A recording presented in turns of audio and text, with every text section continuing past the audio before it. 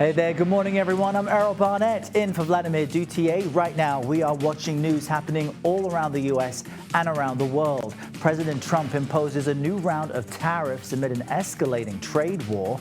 Experts warning this round could drastically drive up the costs of cars in this country. We'll share what you need to know. Plus, the White House remains defiant as criticism mounts while new details spill out about the sensitive war plans shared in that Signal group chat. The latest fallout and responses from the administration. Also, starting today, some people could have their entire Social Security checks withheld. We'll explain the agency and why it's reinstating this policy. This is CBS News 24/7.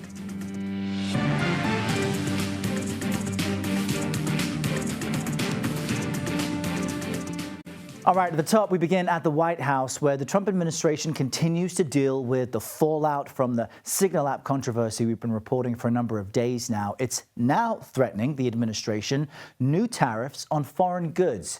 Just yesterday, the president announced a 25% tariff on foreign-made cars that will go into effect April 2nd. They're calling it, quote, the beginning of Liberation Day in America.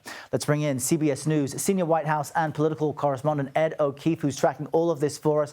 Ed, good morning to you. So what is President Trump saying about the possibility of raising tariffs on certain foreign nations' vehicles coming to the U.S.? Well, he's been using his social platform this morning, Errol, to discuss this, but in essence is essentially saying if you build your car in the United States entirely, there will be no tariff. But if you're one of those auto manufacturers that maybe puts parts together in other countries and then puts it together finally here and then sells it, you're going to be tariffed. And as you see here, he's saying if the EU works with Canada in order to do economic harm to the USA, as those two entities have been discussing in recent weeks, then large-scale tariffs, far larger than currently planned, will be placed on both of them. Look, the threats continue ahead of April 2nd, which he calls Liberation Day, when he says all of these various tariffs are going to go on virtually every corner of the world in one way or another, and almost every industry that imports into the United States. But for now, it is talk, it is threats, it has not actually happened, and we'll see throughout the day how the markets react and how other countries react. And clearly, this is a topic the president wants his followers to focus on as the administration continues to deal with questions about the leaked Signal chat. And I'm not sure that we could even call it a leak because a journalist was included, it seems, on purpose, but we're not sure. You had a conversation with the journalist at the center of all this. There is now the first hearing, a lawsuit based on the controversy that will take place this afternoon. But what stood out to you based on your conversations with the Atlantic editor-in-chief? Well, you know, one of the things this White House does when there's information being reported that they don't like is they go after the person reporting it or the entity reporting it. And yesterday the line was that he, Jeffrey Goldberg, is an anti-Trump hater. We asked him about that. Take a listen. I don't hate Donald Trump. No, not at all. I'm just reporting on a White House. That's all. I mean, this is, and I'm not the first reporter they do this to. Anytime you write something they don't like, they call you bad names. I have to imagine that you've been called bad names from time to time. Though you're such a likable person, I can't imagine. It happens. The truth of the matter is in this case in particular, they included me in the chat. I was in the chat. They're screaming and yelling about my character. All I did was look at my phone. So if I'm such a nefarious individual, why am I in Mike Waltz's phone? Why does he have my phone number? Why is he including me in this chat? And what do you expect a reporter to do when you learn interesting information about the way an administration is contemplating military action? What do they really think is going to happen? We're going to report it. And that's what he did. Errol? Remarkable to hear him put it in such a plain-spoken way, Ed. He was included in the chat and reported on what he saw, and now we all continue to ask the administration questions on how exactly that happened. Ed O'Keefe with the latest, joining us from the White House this morning. Ed, thank you. Former Pentagon officials are voicing their concerns about this Signal app controversy. Earlier, I spoke with a former Pentagon press secretary, that's Sabrina Singh. After reviewing the leaked messages, she told me that an independent investigation likely needs to be launched immediately.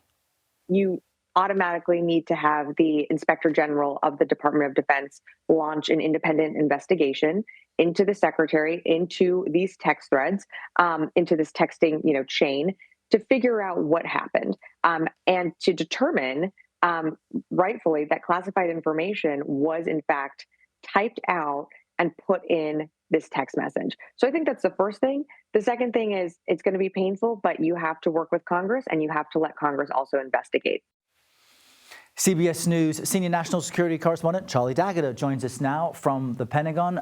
Charlie, there are some on Capitol Hill now calling for an independent investigation into how this all happened. The Pentagon has had a full 24 hours to digest all of it. How much more pressure is on the Secretary of Defense today, despite the administration's efforts to deflect?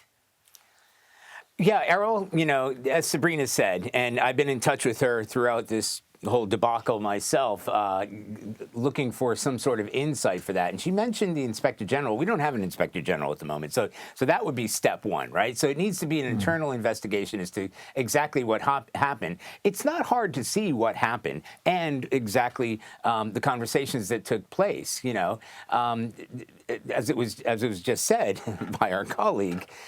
It's pretty plainly stated. This is a conversation. It wasn't an investigation. It wasn't a leak.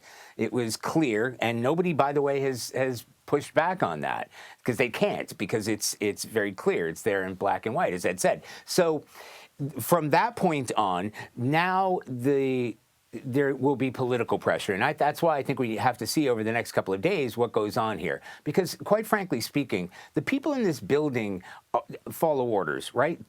Under the Constitution, but they follow orders because there is a rank and file system here. At the top of that rank and file is the Defense Secretary himself. So there's a lot of frustration, a lot of embarrassment, frankly, embarrassment to what they've seen transpire. Those conversations shouldn't have been taking place in the first place, and they certainly shouldn't have been made public. That is unheard of, and people here are angry about that. But they don't have a lot of power in terms of pushing that forward. There will be pressure on Secretary Hegseth, but that pressure has to come from the top. You've got the president calling all the shots, National Security Council under him. Then I would argue that's where the Pentagon and the Defense Secretary fall in after that. So it has to come from the top. It won't come from the bottom. They're angry about it. They're frustrated about it. But there's not a lot they can do in terms of leverage to push that out. And Hegseth, as you have seen, has remained defiant. He has said that the information that he shared on that group chat on Signal was declassified or unclassified. In a way,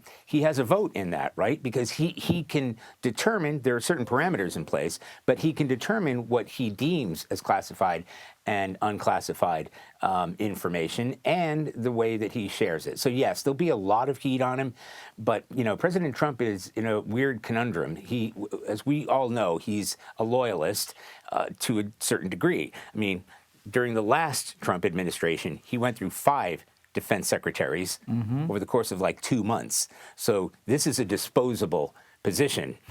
So it just remains to be seen exactly how much of this blowback is going to affect the president's administration itself. And I'm glad you mentioned, Charlie, the hierarchy of the Pentagon. It was also mentioned during the hearing yesterday that this is of course, leadership position, and how can you expect your troops to follow exactly what you do and abide by the same policies if the Secretary of Defense doesn't abide by the basics in communication? Let's talk about the battlefield, because the Houthis in Yemen, they're still launching rockets at Israel. Has anything changed tactically in the wake of this? Do they seem emboldened in any way?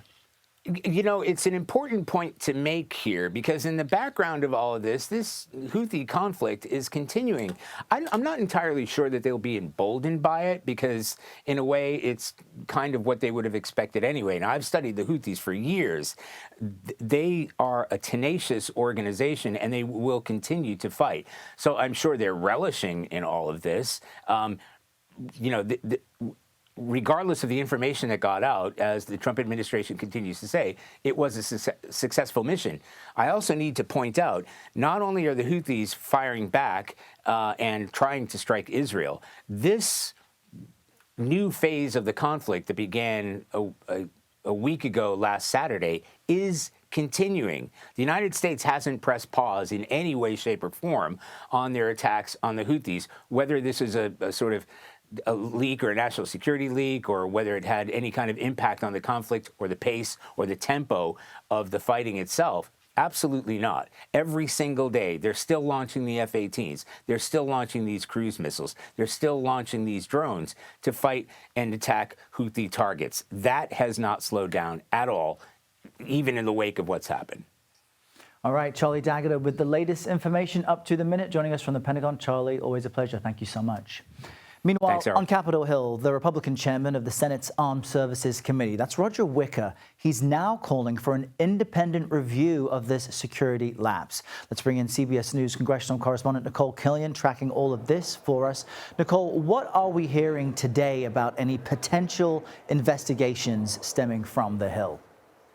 Well, I just want to flag what you just mentioned because just a short time ago, the Senate Armed Services Committee Chair Roger Wicker did send that letter along with his Democratic counterpart, Senator Jack Reed, to the Department of Defense, IG, asking for an expedited review of this signal situation. Basically, in a letter, both the chair and ranking member outlined that they want to know about the facts and circumstances surrounding this signal chat, what the Department of Defense policies are as they relate to sharing sensitive information. Also, they want an assessment from the Department of Defense in terms of what they deem classified versus something that is declassified, and also how the policies of the Department of Defense differ from other agencies within the federal government, particularly within the intelligence community. So they are asking for that expedited review. They also want a classified briefing following that review from the IG, if at all possible. But it is significant because it's one of the few bipartisan requests for an investigation that we have seen here on Capitol Hill. By and large, many congressional Republicans feel that it's time to turn the page on this issue. They feel that while this may have been a major mistake, at the same time, the attack in Yemen was successful, and that's what should be getting the attention, not this signal chat. But congressional Democrats, many of them, are calling for officials like Pete Hegseth as well as Michael Waltz to resign. So, there is a wide spectrum of opinion here on Capitol Hill, but one area where Democrats and Republicans have been able to find common ground is in that Senate Armed Services Committee, where they have now asked for this IG review. A major development there. Nicole reporting that this letter has now been sent to the White House. Nicole, thank you very much. Fresh new information for you all this morning. The Trump administration is slashing thousands of jobs across the nation's health agencies. 3,500 full-time employees, in fact, from the FDA will be cut, as well as 2,400 from the CDC. The widespread cuts across health agencies amount to 10,000 full-time employees. Health and Human Services Secretary RFK Jr. says these moves are part of a large-scale effort to reshape the agencies. The White House is not giving up the fight on the use of the Alien Enemies Act, I should say. Just last night, an appeals court upheld an order blocking the president from deporting people under the 18th century law. In response, a White House spokesman said in part, quote, "The Trump administration will act swiftly to seek Supreme Court review to vindicate the president's authority, defend the Constitution, and make America safe again," end quote. The Trump administration maintains that it had the right to do this, deport Venezuelan migrants under that law. It's accused these people of having ties to a Venezuelan gang. Justice Department lawyers have argued that courts don't have the authority to overrule the president in this instance. And now to one other big story we're tracking for you. A doctoral student at Tufts University is just the latest person to be detained by federal agents and threatened with deportation. You're looking at surveillance footage showing plainclothes officers arresting the student off campus in Somerville, Massachusetts. DHS is accusing her of being pro-Hamas, but supporters say she's being punished for an op-ed in her student newspaper from last year. CBS News correspondent Tom Hansen brings us this story. As federal agents converged on 30-year-old Turkish national Rumeysa Öztürk Tuesday night and wrestled her phone from her hands, the Tufts University PhD student cried out in distress. Ozturk's attorney says she was on her way to break Ramadan fast with friends when the 6 agents confronted her. They appeared to be in plain clothes, wearing masks, and driving unmarked vehicles.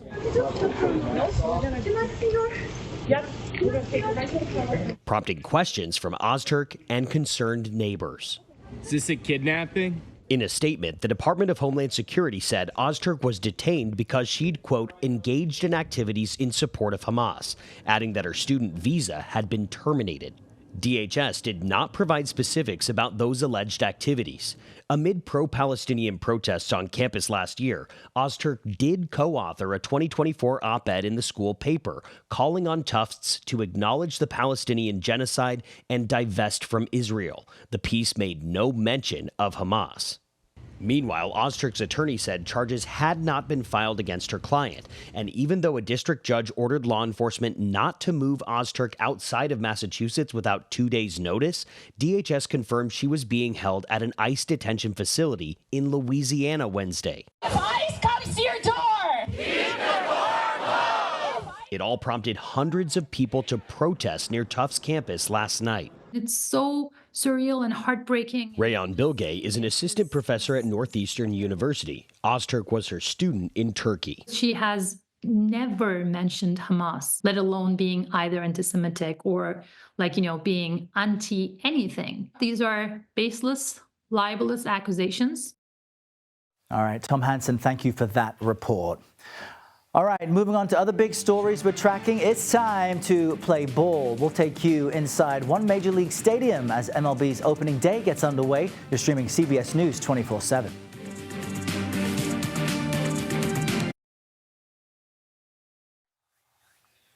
Major League Baseball is getting an early start this year. It is opening day around the country, and this is a moment of opportunity, right? Every team has a chance of making the postseason, no matter what their record was last year. For example, the Chicago White Sox ended the 2024 season with 121 losses and just 41 wins. They could switch that up. We'll see 4 games today, and these teams are traveling half the season. So who better to speak to than someone who travels half or more of his life? Our senior transportation correspondent, Chris Van Cleve, is at Wright Field in Chicago, where the Sox are taking on the Angels later today. Chris, I saw you getting suited up earlier this morning, showing us your skills. A birdie told me it only took 3 takes to have you hit the ball, which who knows how long it would take for the rest of us. So how was that? And talk to us about the White Sox, who had a pretty bad season last year, but maybe they're coming into today with some optimism as well. Yeah, look, everybody is optimistic on opening day. It's one of those days on the calendar where anything seems possible and every team has hope for something better than last season. If you're the Dodgers, it's a hope to repeat as World Series champions. If you're the White Sox, the hope is to show progress as you're turning the corner and rebuilding, coming off of what was, by all accounts, just an epically bad year. So what we heard from the White Sox throughout spring training, and we spent a good deal of time with them this year, was really this idea of trying to do the fundamentals, do the little things right, and that translates to wins, and also just turning the page, moving forward, learning from failure. Baseball is a game that's built around failure. The best hitters fail 7 out of every 10 times. So how you come back from that, how you bounce back from that, really is one of the tests of this game. And the White Sox are hoping to show that they can bounce back in a way that shows real improvement this year. That's a great point you make. Batting 300 at 30%, it seemed as a really good thing. You were contributing your skills with the team in spring training. It's difficult to do, period. It's even more difficult to do on camera. How much did you enjoy it, and what did you make of the experience? Oh, I mean, if you had told 10-year-old me that there would be a major league locker with my name on it, that I would be handed a jersey with my name on it, and get the opportunity to go take the field with big leaguers, 10-year-old me would have been, speechless. So it was an amazing experience. It reinforces it's a lot harder than it looks. I mean, I think I owe the White Sox a bit of an apology. I said to my producer, Elizabeth Campbell, at one point last season, anyone could make that team. They're so bad. And it turns out that is not true. Not anyone can make that team, Errol, because I stood no chance. That's the toughest part right there. Well, you know what? Kudos to Chris for getting out there, taking a swing, taking a throw, taking it for the team. Opening day coverage, really interesting. Thanks to you and the team, Chris. We appreciate it. And who knows what your next career may be? It might be baseball. Chris Van Cleve, thank you very much. Probably not on the field. Right. All right, for all of you getting ready to catch some opening day games around the country, why don't we take a look at the forecast, see what the weather is like at some of those big ballparks. CBS News Philadelphia meteorologist Grant Gilmore joins us with a first look at your national forecast. Grant, one of my favorite baseball stadiums is Nat Stadium in D.C. I'm wondering what some of your favorites are and where the weather might be conducive to good sports today. Well, look, Errol, I got to say that the forecast in D.C., the nation's capital, is going to be absolutely gorgeous today. We've got 14 games, though, that we're going to try to get in. Some of them are inside. Most of them are outside. Here are all the locations for our games today. We've got some showers and even a few storms over some portions of the Midwest, down into the south. Got some heavy rain over Texas. Over the Northeast, though, looking really good. We'll give you that forecast in just a second. Over on the West Coast, though, some of the later games today, we've got some rain moving into the Pacific Northwest. That will be something to watch for the Mariners later on. But let's talk about where we just were, and that's Chicago. Temperatures at 53 degrees. When you're talking about baseball in March, it is tough to get some good quality days. You've got rain and kind of coolish temperatures today, 53 degrees, but showers are going to be around the area throughout the day today. Across much of the Midwest, up into the Northeast, like I said, D.C. looking really good today. Temperatures near 61 for the Nats, taking on the Phils later on this afternoon. But look at this, Kansas City, 83 degrees, partly cloudy skies. Not too shabby there in the central part of the U.S. Like I said, heavy rainfall. Houston's got the roof closed today. 76 degrees for the Rangers up in Dallas. Temperatures near 76. Over on the West Coast, you've got 92 in Phoenix. Again, playing inside. That's a hot day, but plenty of sunshine there. And then you've got rain over Seattle later on this evening with temperatures around 58 degrees. I love opening day, Errol. But again, you have to manage the weather because this time of year, it's that transition month. You've got some cooler temperatures, you've got rain, but at the end of the day, baseball is back. Back to you, man. That's right. Got to close the stadium in so many places, but they will play on. Grant, thanks so much. We'll see you a bit later. All right, we've got some other big stories coming up for you. Ukraine and its allies meeting in Paris today to discuss the potential ceasefire with Russia. We'll share what we know about these high-stakes talks and the likelihood of a potential breakthrough. You're streaming CBS News 24/7.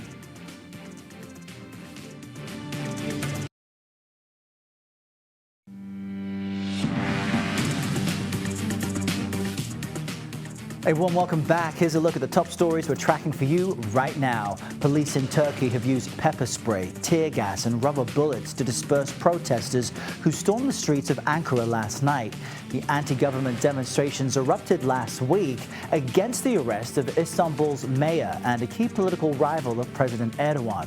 Ekrem İmamoğlu was arrested on corruption charges, which he claims are politically motivated. So far, more than 1,400 people have been arrested in connection to the protests, and a BBC correspondent has been deported. Right now, in a Texas courtroom, a hearing is underway for the midwife accused of providing illegal abortions in the state.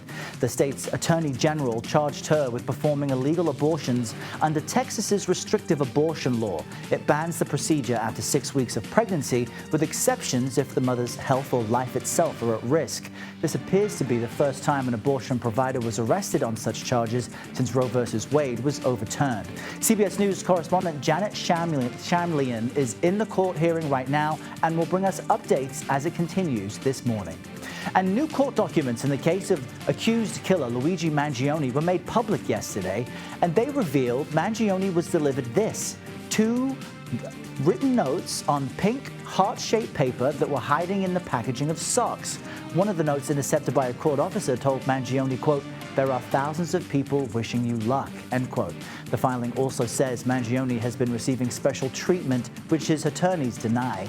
Mangione has pleaded not guilty to murdering United Healthcare CEO Brian Thompson back in December. He remains behind bars in Brooklyn as he awaits trial. All right, new economic data shows U.S. GDP rose 2.4% in the fourth quarter of last year. That is annualized. But there's uncertainty over the impact of the Trump administration's tariff strategy and what hit it will have on future growth. You're seeing the Dow next to me that was down this morning. It's up. It's relatively flat today. But let's chat with CBS News business analyst Jill Schlesinger, who joins me in Studio 55 in color, live in person. Help me understand this GDP data that I've just referenced and what it tells us about the bigger picture as far as the economy. It's old history. It's great. Looking back. Yeah, backward looking. We knew that consumers spent a lot of money in the fourth quarter. They spent even more money in the third quarter. Last year was a very good year of growth. This year already started a little bit lighter when it came to consumer spending. Some uncertainty that has continued. So the past report tells us nothing about the future. And in fact, what we do know is this first quarter, we're coming to the end of the first quarter. Yep. We'll get the official report on that at the end of April, the first report on that. We're probably growing at a pretty slow pace. There are some economists who think we're just flat, really no growth. Others who are looking at 1 or 2% annualized. What we do know, it is slower than it was in the previous 6 months. So then when you introduce the term tariffs, I can't imagine that you're going to tell me that's going to lead to amazing economic growth. The president is saying that it protects U.S. manufacturers of automobiles and cars. But what does it really do to the outlook? I think it's uncertain right now because we have tariffs that have been on again and off again, now on again. Yeah. And what we know about tariffs is that in the short term, prices can rise. Consumers are already anxious about that. We've talked about consumer confidence on this program. Consumer confidence is low, very low. And there's a real expectation that inflation or prices will re-accelerate. I think probably at the wrong time. You know, when you think about, the embers of inflation are smoldering, right? And anything that could reignite inflation freaks us out as human beings. And that's what we're talking about with tariffs. Over the longer term, depending on how long they stay in place, there could be a return to manufacturing.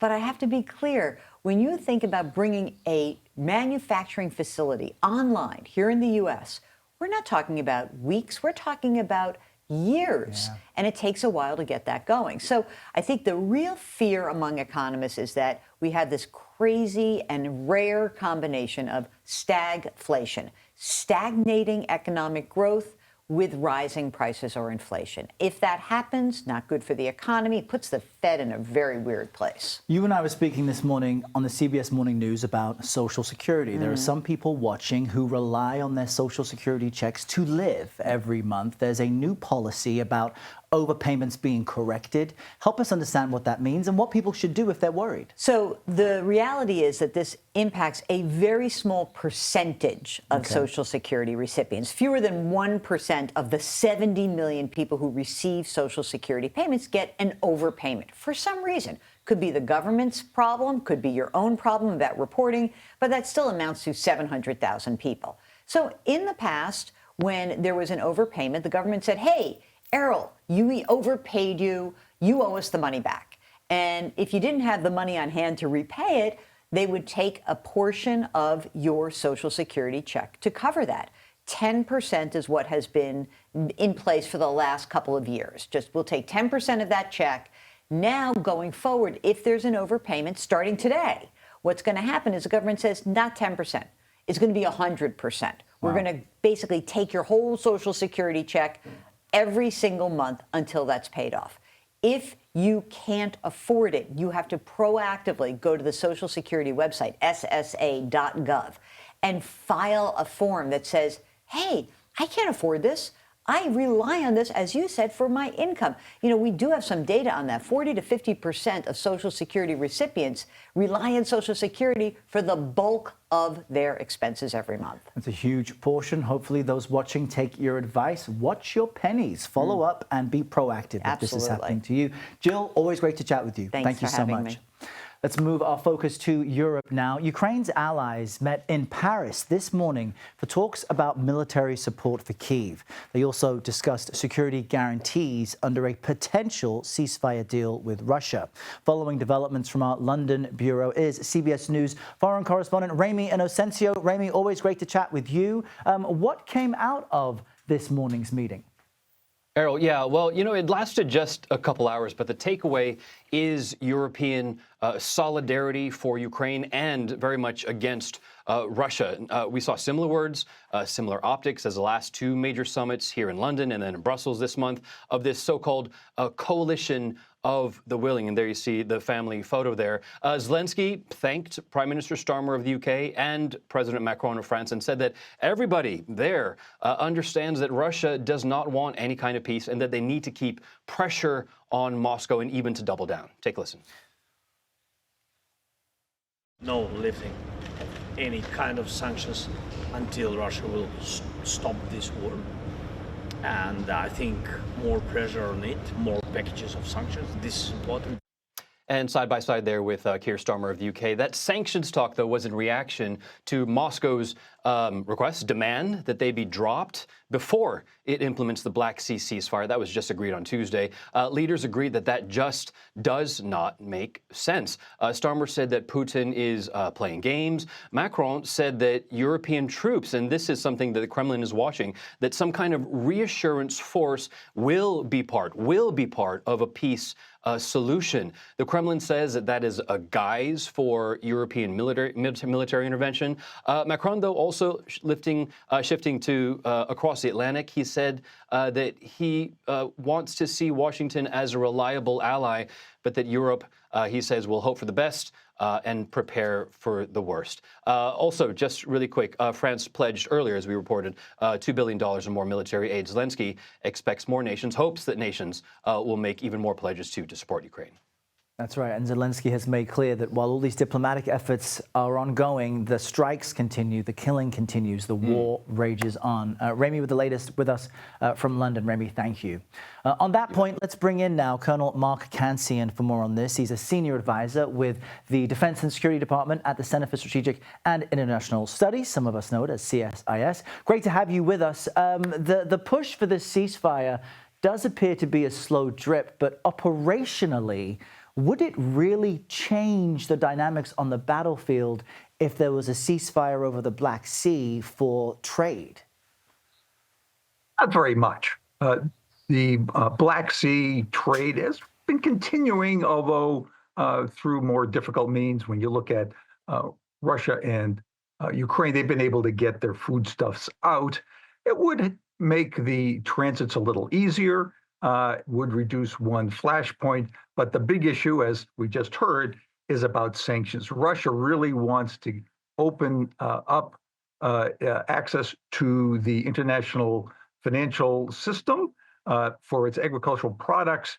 And we also heard that President Zelensky doesn't want even a foothold in that until there's a more comprehensive agreement. And to me, what makes the Russian request, or at least position, for sanctions to be lifted and for trade to continue in the Black Sea is that it does not seem to be giving up much after invading a sovereign country and its territory. You had the NATO Secretary General Mark Rutte giving a very clear warning to Russia yesterday while in Poland. He is concerned about U.S. involvement should Moscow ever decide to move past Ukraine's border. What do you make of that dynamic, where the U.S. position is now under Trump and what Russia really is or is not having to give up? Well, the Europeans are very worried about the strength of the U.S. commitment to NATO. And the Poles, where Macron was and Rutte was, are particularly worried because, of course, they are on the far east. So you've seen the Europeans getting together to solidify their support of Ukraine and send warnings to Russia, and Rutte did the same thing. All right, Mark Cancian, it's great to get your insight joining us from Arlington, Virginia today. We appreciate you connecting with us. Thanks for having me on the show. Today marks 6 months since Hurricane Helene tore through the southeast, leaving behind this rubble and utter devastation in what was once booming towns. We're going to revisit Asheville, North Carolina, as it continues to rebuild right after this break. You're streaming CBS News 24/7.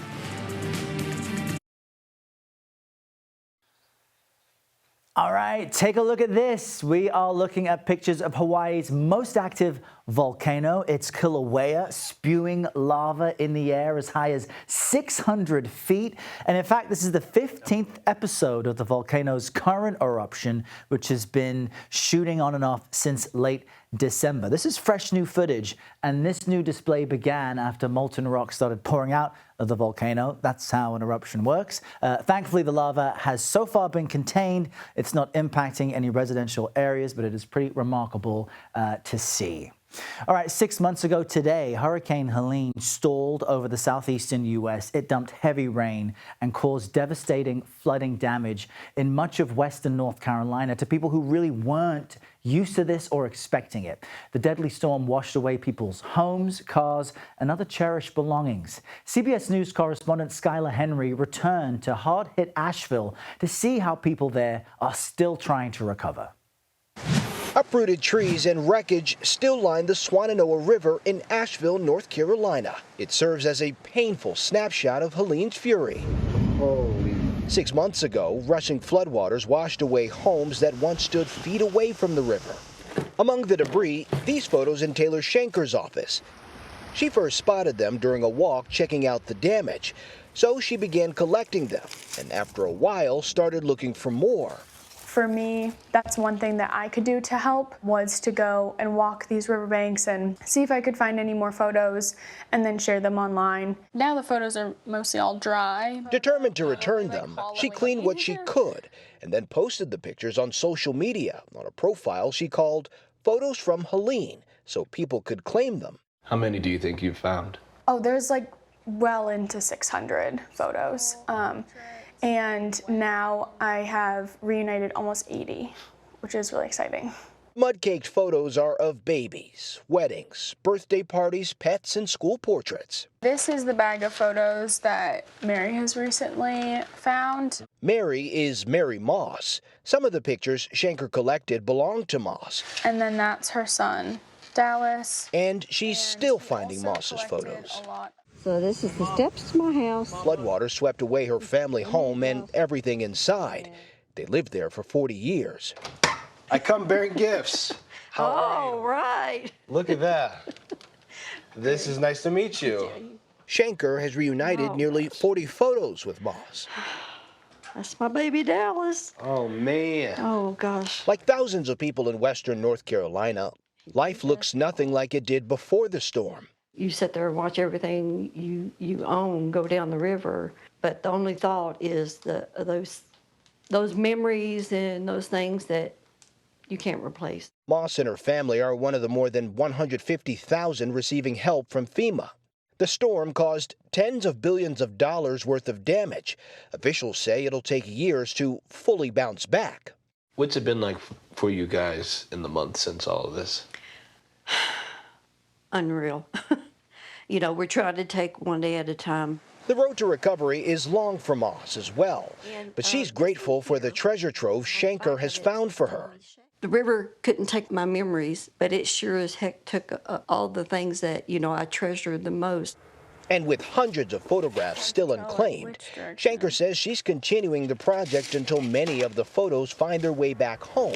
I feel like it's such a privilege to be able to give people back these memories. And so to be able to sit with them in their grief and just like say, I'm so glad that you made it, has been really special to have that moment with people.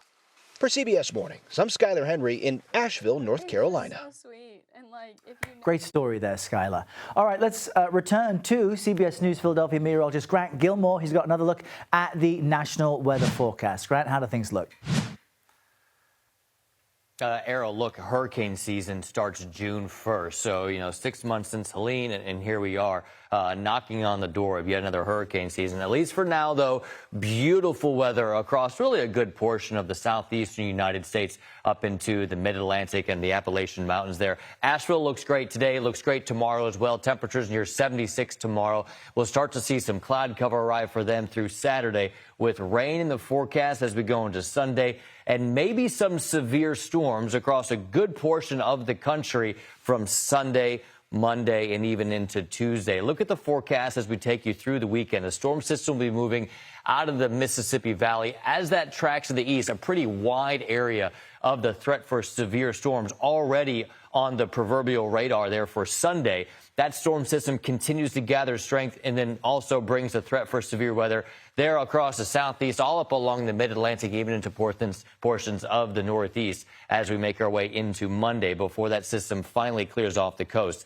as we go into Monday afternoon. In the meantime, today we're looking at a threat for some excessive rainfall, which may result in some flash flooding across South Texas. Look at this, a moderate risk for very heavy rainfall. Some places could pick up more than 10 inches of rain across South Texas. That system is all part of the energy that starts to lift to the north as we go into the weekend to bring that threat for severe weather across the midsection and then the East Coast into Sunday and Monday. Errol, back to you. All right, we'll keep looking out for that and what could be a wet weekend for so many people. Grant, thank you very much. All right, still to come for you all, we have a preview of the men's Sweet 16 tournament tipping off today. Stay there, you're in the right place, streaming CBS News 24/7. Surely you know by now the Sweet 16 tips off tonight for men's basketball, and March Madness is in full swing. Even if your bracket's already busted, it could still be the best time to watch the tournament for the actual games and exciting matchups, right? CBS News Miami sports anchor Samantha Rivera gives us a preview. Check it out. Welcome to CBS Center Court. I'm Samantha Rivera. So let's talk Sweet 16, shall we? With 4 games set to tip off later tonight. So check this out. The number 1 seed Gators will take on the 4 seed Terps at the Chase Center over in San Francisco. A clash between the SEC and the Big Ten. Florida vying for its 6th Final Four appearance in school history and first since 2014. The Terps coming off a heart-stopping 72-71 win over Colorado State, with Maryland's last 5 games all coming down to buzzer beaters, but only winning 1 of them. When it came to Florida, well, theirs went down to the wire too, defeating 2-time defending national champs UConn 77-75 last week. And by guards Walter Clayton Jr. and Elijah Martin, UF crawled back after being down by 6 in the second half. Maryland on the wrong end of multiple buzzer beaters this season. It's the Terps' first time in the Sweet 16 since 2016. With the Gators' last appearance in 2017. Now, the other top seed in action tonight are the Duke Blue Devils, led by superstar forward Cooper Flagg, will face Arizona Wildcats and Caleb Love. Of course, no stranger to Duke during his playing days for the North Carolina Tar Heels. The last time these teams squared off was last November when Duke beat Arizona 69-55. Blue Devils entering this matchup on a 13-game win streak going all the way back to the regular season. The second round, Duke blew out Baylor 89-66. Blue Devils winning both tournament games thus far by at least 23 points.